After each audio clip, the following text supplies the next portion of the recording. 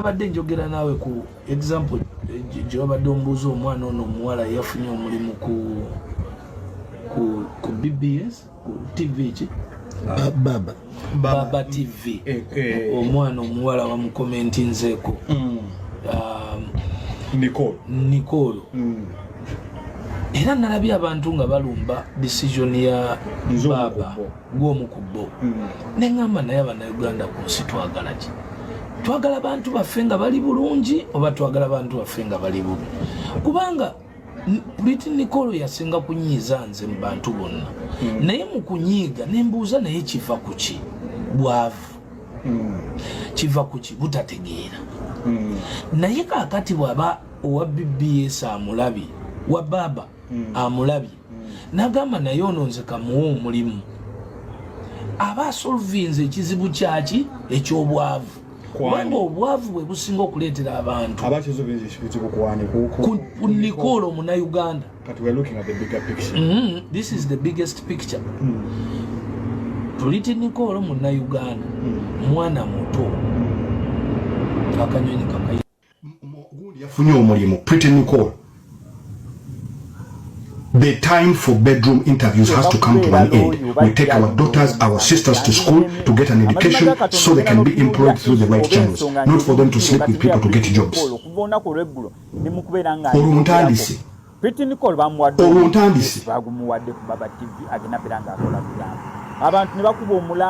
Oluntandise. Omuntu yakoma mu P7 yenyini ya okuvaayo nnyonnyole eggwanga. Minister Balam owabavubuka afunye omulimu ku Baba TV. Twagala tutegeere how does Pretty Nicole end up basoma degrees za journalism bo bakole batya end up on Baba TV? That's the mainstream media. What sort of message is it sending? The price to pay is too huge. Abaana baffe bajja kugaana okusoma. Bagiyita batya UCC. This is not going to be brushed under the carpet. The time for bedroom interviews is over. We all have daughters, we have sisters, we have mothers, we have aunties. That is abuse of office. Namwe abawala tulina kweba kukola bedroom interview. Musajja ajja kuteeka ku mmeeza tasobaako mbusimanya kusonseka ebiki mbakuwa omulimu. No. Think about what your parents have invested in you. Lowoozaamu bazadde bo kye batobye. Did they really pay for that? They could simply have kept you somewhere, you get of age and come and offer that bedroom property. The problem is she might deny. How can she deny when she's on TV?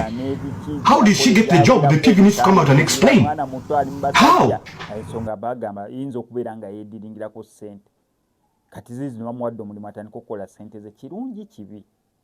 Zengamba kyandibadde kirungi singa at least atandikirawo kati n'agenda n'akolayo ka certificate wamala okola ka certificate n'asobola okugenda ka certificate ako ne kamuyambako okukolayo ka diploma oba mu journalism and mass communication oba n'addamu n'akolayo ka certificate mu journalism and mass communication wakamala then upgrading atandikirewo okusoma we bamuwadde omulimu atandika okusoma journalism and mass communication atandikire kubuna obu certificate obunamu building up okubeera nga qualifying ngo wa senior 4 then babu relating then atandikirawo nze ibadde opinion yange naye omugambo guli mukubira ngo tokomuka soko olire bino nenga sinabiranga mikutu kankusaba subscribing and SMX Media tujja kwa missing updates na ndanga zino still on SMX Media twabana banafa balegi short soli muyimbi yagakolya music video yagakolya visualizer oyagala ku recording alima mu studio ona mukolo gwa kwanjula mbaga graduation as long as dininga ku videography bakulu ko namba y'esimu ebisigadde obibalekere mwana muto akanyonyi kakayi gundi yafunye omulimu. Pretty Nicole, the time for bedroom interviews has to come to an end. We take our daughters, our sisters to school to get an education so they can be employed through the right channels, not for them to sleep with people to get jobs. Oluntandise. Oluntandise. Oluntandise. Bwe balyeku olina okuvaayo nnyonnyole eggwanga. Minister Balam owabavubuka twagala tutegeere how does Pretty Nicole end up on Baba TV? That's the mainstream media. what sort of message is this sending? The price to pay is too huge. Abaana baffe bajja kugaana okusoma. This is not going to be brushed under the carpet. The time for bedroom interviews is over. We all have daughters, we have sisters, we have mothers, we have aunties.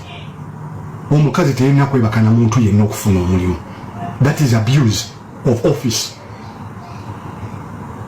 Namwe abawala tulina kwebaka kukola bedroom interview.